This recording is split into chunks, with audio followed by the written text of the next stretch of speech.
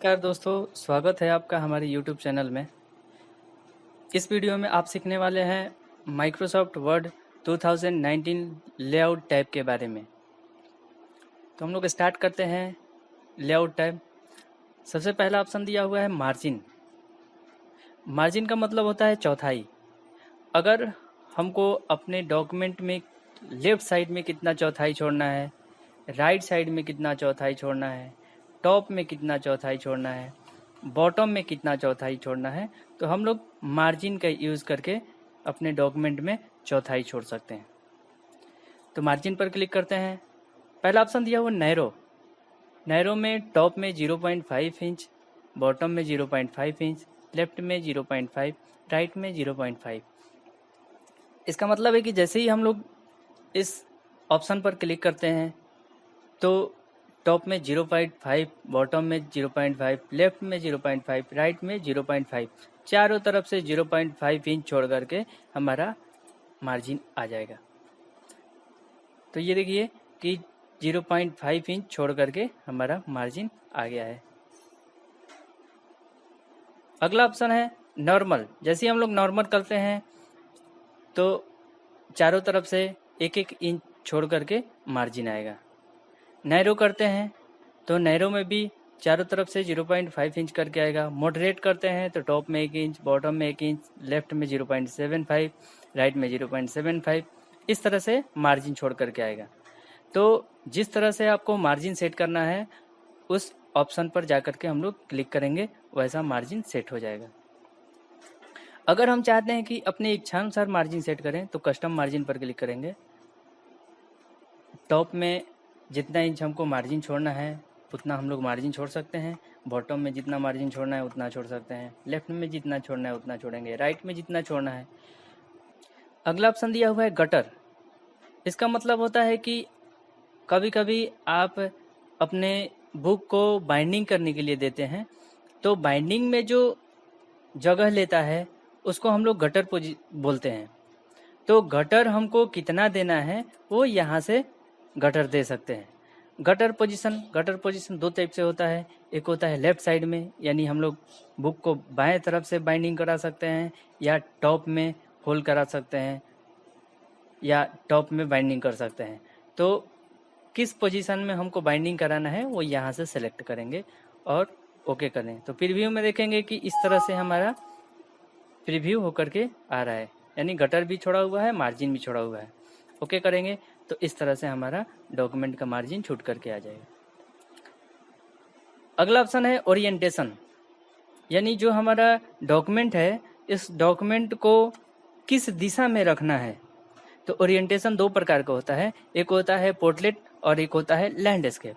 Portrait का मतलब होता है कि लंबा पेज यानी खड़ा पेज, और लैंडस्केप मतलब लेटा हुआ पेज।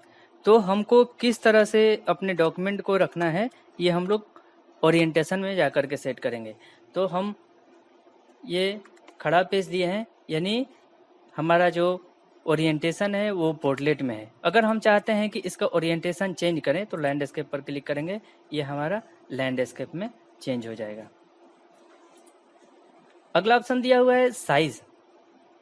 डॉक्यूमेंट का साइज देने के लिए, यानी हम लोग मार्केट से कौन से साइज का पेपर खरीद करके यूज़ करते हैं तो यहाँ पर दिया है, या हमारा प्रिंटर कौन सा पेपर साइज एक्सेप्ट करता है, किस डॉक्यूमेंट पर हम लोग प्रिंट निकाल रहे हैं, कौन सा साइज़ लिए हैं, तो हम लोग यहाँ से साइज़ सेलेक्ट करेंगे। तो अलग अलग प्रकार का साइज़ दिया हुआ है। यहाँ पर A4 दिया हुआ है 210 × 297 mm, यानी 8.27 इंच से लेकर के 11.29 इंच। उसके बाद इसी तरह से अलग अलग टाइप का यहाँ पर साइज़ दिया हुआ है। जिस साइज़ का हम लोग पेज यूज़ करना चाहते हैं उस साइज़ पर क्लिक करके यूज़ कर सकते हैं। जैसे लीगल लेना है तो लीगल पर हम लोग क्लिक कर सकते हैं। तो जो लीगल का विड्थ है 8.5 इंच है और हाइट जो है 14 इंच का है। तो हम लोग जिस तरह से लेना चाहें वो यहाँ से सेलेक्ट कर सकते हैं। अगर हम चाहते हैं कि अपने इच्छा अनुसार पेपर का साइज लें तो मोर पेपर साइज में जाएंगे। यहाँ पर विड्थ अपने इच्छा अनुसार, जैसे हमको 18 इंच का लेना है तो 18 डाल दिए, हाइट कितना चाहिए तो हाइट 20 चाहिए। तो हम लोग यहाँ से अपने मन से टाइप करके वो साइज ले सकते हैं, फिक्स कर लेंगे। ओके, ये इस तरह से हमारा डॉक्यूमेंट का साइज बन करके तैयार हो गया। अगला ऑप्शन दिया हुआ है कलम्स।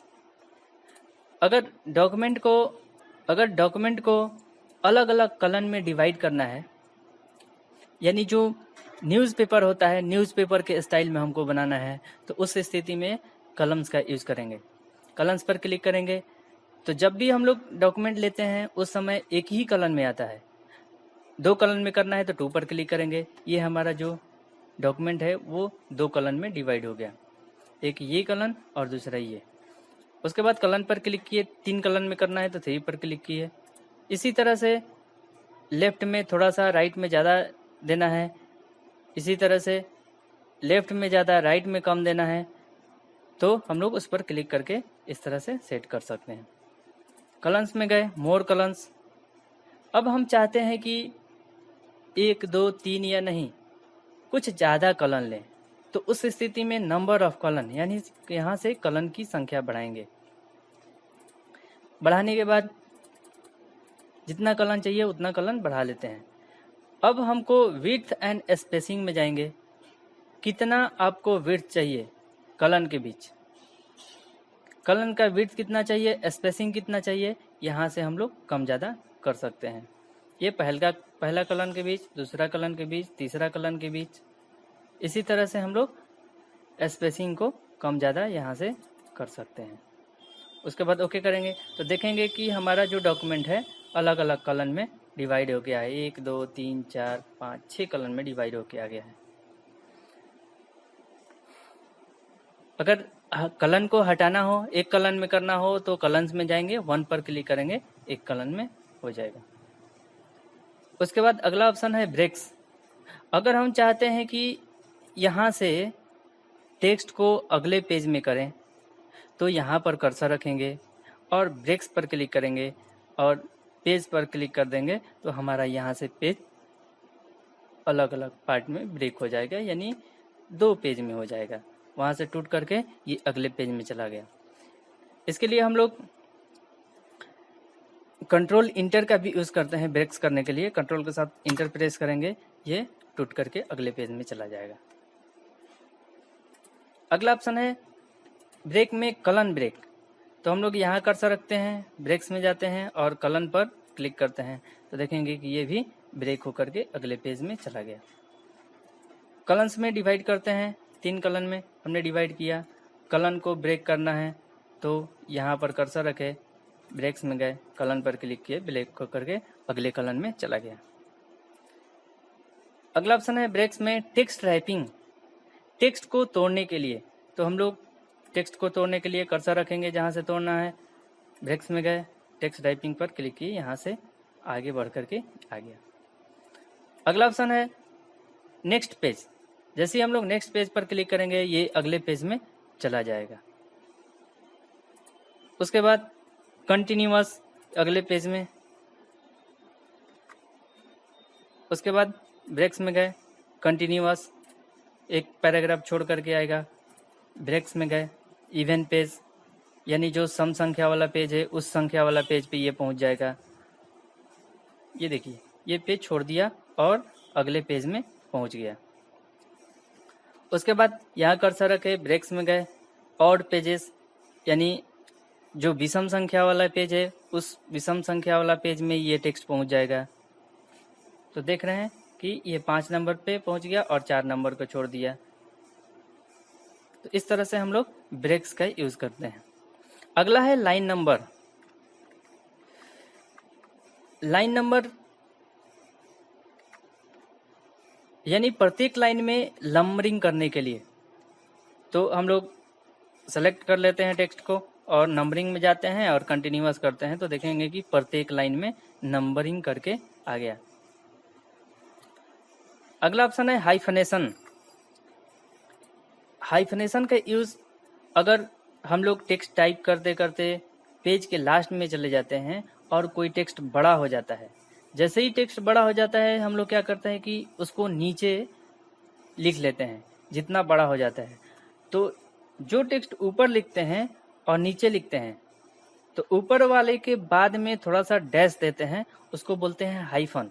यानी जब टेक्स्ट बड़ा हो जाता है तो उसको नीचे लिखने के लिए हाइफन का यूज करते हैं। तो यहाँ पर भी हाइफनेशन का वैसे ही काम करेंगे।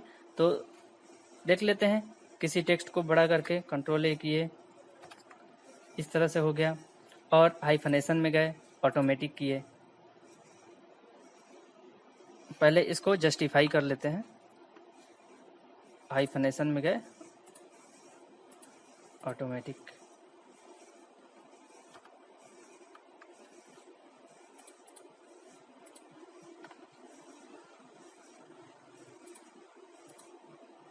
देखेंगे कि यहाँ पर जो टेक्स्ट लिखा हुआ है वो हाइफन दे करके नीचे लिख करके आ गया। तो इस तरह से हम लोग हाइफनेशन का यूज करते हैं।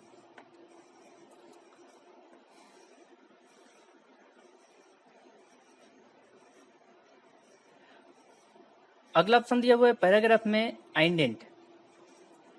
इसको हम लोग बोलते हैं रूलर में जो ये दिया हुआ है, इसको बोलते हैं हम लोग आइंडेंट। तो आइंडेंट कैसे हम लोग यूज करेंगे? सबसे पहले आइंडेंट में दिया है लेफ्ट, यानी जो लेफ्ट आइंडेंट है उसमें कुछ करना है। यानी लेफ्ट आइंडेंट को हम लोग आगे की तरफ बढ़ा रहे हैं, यानी जो हमारा पैराग्राफ है वो आगे की तरफ बढ़ रहा है। यहाँ कर्सर रखते हैं, लेफ्ट पर क्लिक करते हैं तो देखेंगे कि हमारा जो पैराग्राफ है वो आगे की तरफ बढ़ रहा है। इसी तरह से आइंडेंट को पीछे खिसकाना हो तो यहाँ से हम लोग लेफ्ट आइंडेंट को कम करेंगे, ये पीछे खिसकेगा। उसके बाद अगला ऑप्शन है राइट। राइट में जाएंगे तो ये जो राइट आइंडेंट है, राइट आइंडेंट बाएं की तरफ खिसकेगा, ये वाला पीछे की तरफ खिसक रहा है। उसके बाद यहाँ से हम लोग आगे की तरफ खिसका सकते हैं। अगला ऑप्शन दिया है स्पेसिंग। स्पेसिंग में बिफोर। अब देखेंगे कि यहाँ पर पहले स्पेसिंग देना हो तो यहाँ से हम लोग पहले स्पेसिंग दे सकते हैं। पैराग्राफ के बाद में स्पेसिंग देना हो तो यहाँ से हम लोग पैराग्राफ के बाद में स्पेसिंग दे सकते हैं। यहाँ से अगर स्पेसिंग कम करना हो तो स्पेसिंग कम कर सकते हैं।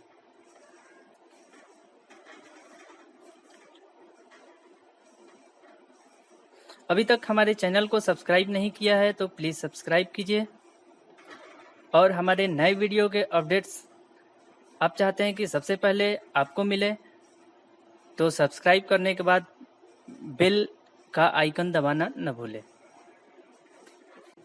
अगला ऑप्शन है अरेंज। तो इसको हमने पहले वीडियो में बताया है। हमारे पहले वीडियो को देखने के लिए हमारे चैनल को सब्सक्राइब करें और बेल का आइकन प्रेस करें ताकि आप हमारे पूरे वीडियो को देख सकें।